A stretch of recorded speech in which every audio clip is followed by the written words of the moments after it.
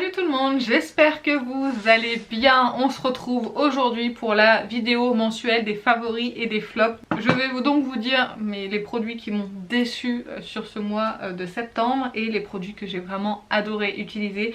Je vous le dis tout de suite, c'est le mois de la palette pour les yeux. Il y en a eu énormément et j'ai l'impression que sur cette fin d'année on va voir énormément de palettes pour les yeux et elles sont vraiment toutes plus belles les unes que les autres. Toutes celles que j'ai testées, j'ai vraiment beaucoup aimé, sauf une. Si vous avez regardé ma précédente vidéo, vous savez déjà de quoi je parle. Et d'ailleurs, on va commencer tout de suite par les flops. La fameuse palette, c'est celle de chez MAC. C'est la, je sais même pas comment elle s'appelle d'ailleurs. La eyeshadow fard à paupières. Ok, elle n'a pas forcément de nom, j'avais même pas fait attention. Je pourrais l'appeler fruits pourris de chez MAC Cosmétiques. Non, honnêtement, vous êtes beaucoup à aimer ce packaging, moi je l'aime pas. Je vous l'ai déjà dit 50 fois mais je l'aime pas. Donc cette petite palette composée de 8 fards à paupières. Vous avez du métallique, vous avez du topper, vous avez du mat. Si vous avez vu ma vidéo, vous savez que j'ai eu beaucoup de mal à travailler ce fard là. Celui-ci pour moi manque de pigmentation, que les toppers sont un petit peu trop secs à mon goût. Le fard qui est ici par contre, celui-ci il est magnifique. Le rose a l'air aussi d'être dans la même qualité. Les deux autres mats sont bien mais celui-ci manque de pigmentation. On n'a pas exactement la même teinte sur quand on l'applique que ce qu'on a dans le pan. Donc cette palette là est définitivement un flop pour moi. Je vais, comme je vous ai dit, la revendre. Maintenant que j'ai fait cette vidéo, je vais pouvoir la mettre en ligne et m'en séparer. Ça a été un gros flop. Et en général, de toute façon, les palettes de fard à paupières MAC, j'ai pas l'impression que ça soit la folie niveau pigmentation. Je pense que c'est la marque qui veut ça, hein, bien évidemment. Que ça soit peut-être facile à appliquer pour tout le monde. Mais moi, j'ai pas trouvé ça très facile. J'ai pas trouvé ça très pigmenté. Et par rapport à ce que j'ai l'habitude d'utiliser, toutes les palettes que je vais vous montrer derrière, celle-ci, elle a vraiment pas été à la hauteur. Deux autres flops de la marque Drunk Elephant. Je vous mets de toute façon toutes les vidéos dans le petit i des vidéos qui sont en rapport avec les produits que je vous présente. J'ai du mal moi. On a le D-Bronzy et le Rosy Drop. C'est donc un blush liquide et un bronzer, on va dire, c'est des coups de soleil plutôt, anti-pollution de chez Drunk Elephant. Et en fait je n'ai pas aimé appliquer ces produits par dessus mon maquillage. J'ai trouvé que ça déplaçait la matière. Que ça avait un infini collant et j'étais obligée de poudrer par dessus pour arrêter cet effet collant et je trouvais que je sentais en fait le produit sur mon visage quand je souriais par exemple. Ça faisait un effet figé en fait un petit peu et je les ai réessayés par dessous le maquillage. C'est inutile parce que par-dessus quand on met le fond de teint après on voit plus rien. Mais c'est pour les utiliser et effectivement sur peau sans fond de teint ça fonctionne bien mieux, c'est bien plus confortable et du coup ça ne déplace absolument rien. Donc si vous ne mettez pas de fond de teint, ça c'est peut-être des produits qui pourraient vous aller. Si vous mettez du fond de teint comme moi, je pense pas. Mais bon après si vous voulez essayer, le kit coûte 22 €. Ces deux là, pour moi c'est plus du maquillage soin, c'est-à-dire à appliquer seul juste pour se donner bonne mine que à appliquer comme de vrais produits de maquillage. Et le dernier flop, je pense que c'est pas la faute du produit, c'est vraiment par rapport à mes attentes, c'est le mascara Rare Beauty. Honnêtement je pense pas que ça soit un mauvais mascara, c'était pas non plus une catastrophe. J'ai trouvé que c'est un mascara qui est simple, qui est basique, qui apporte du volume et je pense que si vous n'avez pas de grandes attentes d'un mascara, il pourrait vous convenir. Moi par exemple si j'avais pas besoin d'autant de courbure, je pense que celui-ci aurait pu me convenir, mais sinon malheureusement non, c'est pas le cas, donc c'est pour ça que je ne l'aime pas et que je le mets dans mes flops. Mais sinon c'est pas non plus une très grosse catastrophe. J'ai vraiment pire comme mascara, comme celui que j'ai appliqué aujourd'hui, vous verrez très prochainement. Lui c'est pire que ça. Là au moins on a quelque chose, on a du volume, on a de la définition, mais c'est juste qu'on n'a pas la courbure que j'aimerais. Voilà, donc je vais quand même continuer à l'utiliser, hein, bien évidemment, je le finirai vu qu'en plus c'est un format voyage. On va passer aux palettes pour les yeux que j'ai adoré utiliser ce mois-ci. Je vous en ai pas beaucoup parlé en vidéo parce que j'ai pas eu le temps de tout vous montrer non plus. Mais il y en a une dont je vous ai parlé, il s'agit de la Make Up by Mario. C'est la Metallics Shadow et ce sont que des fards métalliques. Déjà j'aime beaucoup le packaging blanc qui est très simple mais qui est très quali. Je l'ai réutilisé la palette après vous avoir fait la vidéo et j'aime beaucoup. J'aime surtout cette teinte là en fait. J'aime bien la coupler comme j'ai fait dans la vidéo. Celle-ci je la mets toujours en coin externe couplée en fait avec une de ces teintes et ça va super bien. Et j'aime vraiment beaucoup l'utiliser. Les métalliques sont vraiment crémeux. Je vais quand même vous faire 2-3 swatchs pour vous montrer un petit peu ce que ça donne. Vous voyez j'ai à peine frotté le doigt dedans et on a des fards qui sont métalliques et qui sont crémeux. De toute façon je vous renvoie à la vidéo hein, mais c'est juste pour vous montrer, pour vous donner un petit peu une idée de ce qu'on peut avoir. Ils sont très beaux, très lumineux, crémeux, ils tiennent bien. Franchement c'est une super découverte pour moi. Elle coûte la palette une 50aine d'euros, mais je trouve que finalement elle vaut son prix par rapport à la qualité qu'on a dedans. Donc j'ai hâte de voir s'il y a d'autres palettes qui vont sortir de la marque parce que j'ai beaucoup aimé. Ensuite une palette qui a beaucoup fait parler d'elle. Il s'agit donc de la Wild palette, non la Wild Jaguar pardon de Huda Beauty. Celle-ci je crois qu'on a été nombreuses à craquer dessus. Franchement ça m'a réconciliée avec les mini de Huda Beauty parce que je vous disais que j'avais été déçue surtout de la Kaki Ace. C'est celle-ci qui m'a le plus déçue. D'ailleurs je pense que je vais la revendre parce qu'elle va faire doublon avec une autre palette que je vais vous montrer juste après. Et en fait cette palette est sublime. J'adore les fards qui sont dedans.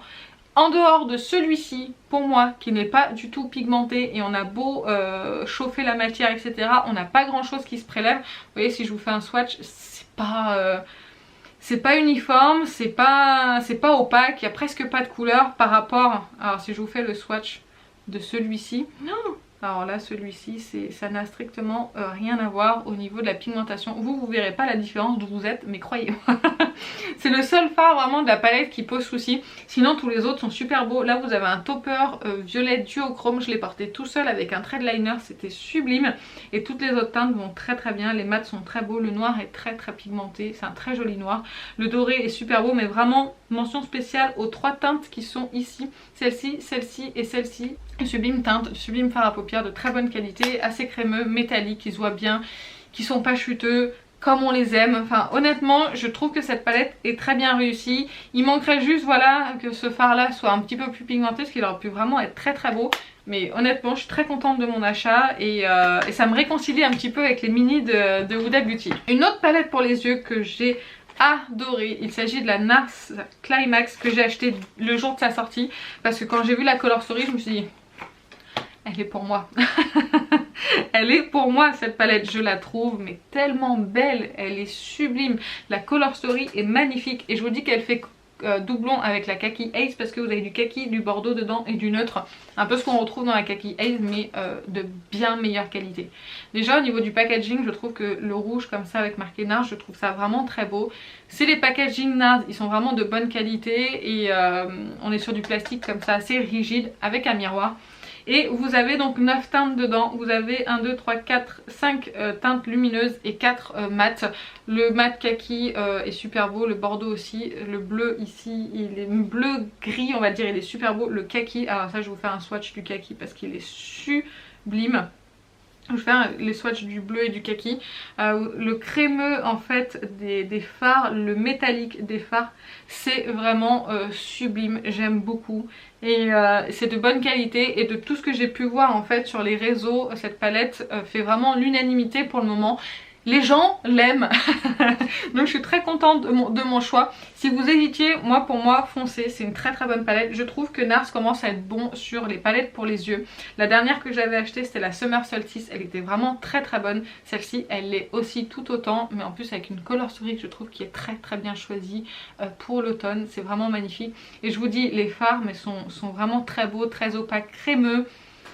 Vous l'aurez compris, je suis une très grande fan de cette palette. Donc honnêtement, c'est une série limitée apparemment. Donc si vous la vouliez, n'hésitez pas à foncer. Je n'ai pas trouvé de code promo sur le site de NARS. Je crois que pour le moment elle est toujours vendue uniquement sur le site de NARS. Donc si vous voulez pas attendre, achetez-la là-bas. Sinon si vous voulez attendre un code promo, peut-être qu'elle sortira, je ne sais pas. Une autre palette pour les yeux. Celle-ci bien évidemment on en a beaucoup entendu parler. Forcément dès que Natacha nous sort une palette, en général elle se retrouve dans les favoris. Il s'agit donc de la Rétro palette. Déjà j'aime beaucoup la couleur du packaging. J'étais un petit peu déçue parce qu'au niveau rétro je m'attendais vraiment à retrouver du kaki, du vert, tout ça dans les tonalités rétro comme la mini rétro. Mais Natacha a bien indiqué que dans sa prochaine rétro il y aurait des verts, etc. Donc j'ai vraiment hâte de découvrir cette future palette. Je suis très impatiente. En attendant elle nous a sorti donc une palette rétro dans les tons mauve taupe. Que je trouve vraiment de bonne qualité. J'ai beaucoup aimé travailler les fards, j'ai beaucoup aimé les utiliser. Ça s'est super bien passé. Pareil, je vous renvoie à la vidéo où j'ai utilisé cette palette pour la première fois. Je suis désolée, j'ai pas eu le temps de vous faire des looks avec les différentes palettes. D'habitude, je vous en fais au moins sur Instagram. Et là, ça a été un petit peu compliqué ces derniers temps. J'ai beaucoup de choses à faire. J'ai un projet à monter pour perso. J'ai plein de choses à faire. Et également, j'ai changé mon téléphone. Donc pendant une période, je n'avais plus mon téléphone avec une bonne qualité pour faire des réels. Et en plus j'ai le calendrier de l'Avent à préparer. Donc vous voyez, ça fait beaucoup de choses qui font que je ne peux plus faire trop de maquillage ou préparer de maquillage même pour les vidéos YouTube. Je suis vraiment désolée, mais croyez-moi, cette palette est vraiment sublime. J'ai beaucoup aimé me maquiller avec. Les maquillages étaient super beaux à chaque fois. Évidemment, vous allez toujours tomber autour des mêmes tonalités. C'est une palette à thème, donc forcément... on retrouve la même chose. Mais si vous voulez sortir un petit peu du mauve rose mais rester un peu dans les tons froids, vous pouvez l'associer avec la Glam palette. De toute façon vous pouvez associer avec plusieurs palettes, mais elle l'a conçue principalement pour ça. Donc là, comme au moment où vous verrez cette vidéo, normalement les journées gold démarreront le lendemain, n'hésitez pas à la mettre dans votre panier et à l'acheter si vous hésitiez. Avec les moins 25%, c'est toujours mieux. Alors on a fini avec les palettes pour les yeux, mais je voulais toujours vous parler de fard à paupières et je voulais vous parler de Glam Shop. J'ai recommandé des fards à paupières Glam Shop, pardon. Ces fards sont exceptionnels. Je n'ai pas retrouvé une telle qualité et une telle intensité de fard dans d'autres marques de maquillage. On est vraiment sur des fards qui sont exceptionnels. Alors là j'ai recommandé une palette aimantée et j'ai recommandé 1, 2, 3, 4, 5, 6, 7 fards. Vous voyez, un petit peu différents. Il n'y a pas vraiment de thème de couleur, mais il y a différentes textures. J'ai voulu voir du duochrome, du pastel. Là c'est des teintes... je sais pas comment vous expliquer, vous voyez ce fard là un petit peu texturé comme ça avec du bleu dedans et doré, enfin les teintes sont sublimes. Celui-ci là, on dirait pas, mais c'est un magnifique duochrome tout comme celui-ci. Je vais vous faire les swatchs de ces deux là d'ailleurs, comme ça vous pourrez vous rendre compte. En fait ils sont violet et vert. Je ne pense pas que vous puissiez les voir. Là je pense que vous les voyez violets, alors que vous avez vu dans le pan ils étaient verts. Donc ces fards sont sublimes. Je vais vous montrer également le swatch de celui-ci parce que ça c'est pareil, c'est unique. Alors il faut faire vraiment attention parce que celui-là, on est vraiment sur un fard qui est très épais. Et du coup vous avez forcément de la chute quand vous l'appliquez. Vous voyez, c'est assez particulier parce que vous avez... Alors vous n'avez jamais la même teinte, bien évidemment. Mais là on a du bleu au milieu du doré. Enfin c'est assez bizarre, vous voyez, comme teinte. Mais je trouve que ça peut faire un effet plutôt sympa sur la paupière. Après il faut aimer les surprises. Vous savez jamais comment vous allez ressortir avec ce genre de fard là. Bah écoutez, voilà, je voulais tester. Et ceux-là, ils sont un petit peu plus épais que les fards, sur les autres fards que j'ai pu tester. Mais honnêtement on s'en sort une fois qu'on fait son teint après. Voilà, je voulais au moins vous reparler de Glam Shop parce que je trouve que le rapport qualité-prix est vraiment exceptionnel, qu'on a des fards de super bonne qualité et je pense que je ne vais pas m'arrêter là, que je vais continuer à découvrir Glam Shop.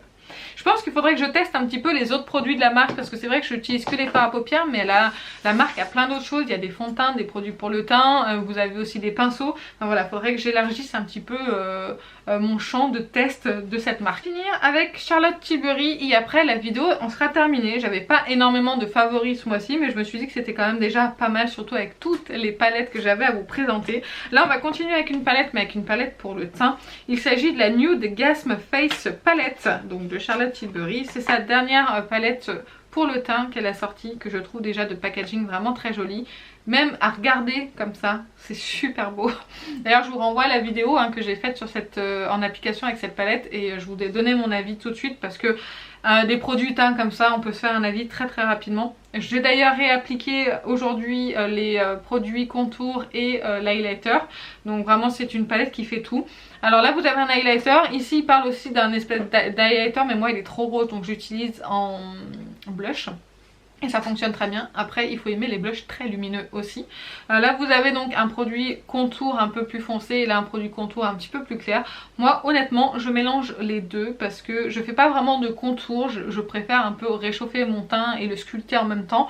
Mais c'est vrai que je mélange les deux et ça fait très bien l'affaire. Cependant c'est des poudres qui sont quand même très compressées, qui sont limite entre la poudre et la crème. Donc il faut des pinceaux assez denses pour pouvoir les prélever, surtout au niveau des poudres de contour. Après ça se passe un petit peu le mieux au niveau des highlighters et du blush.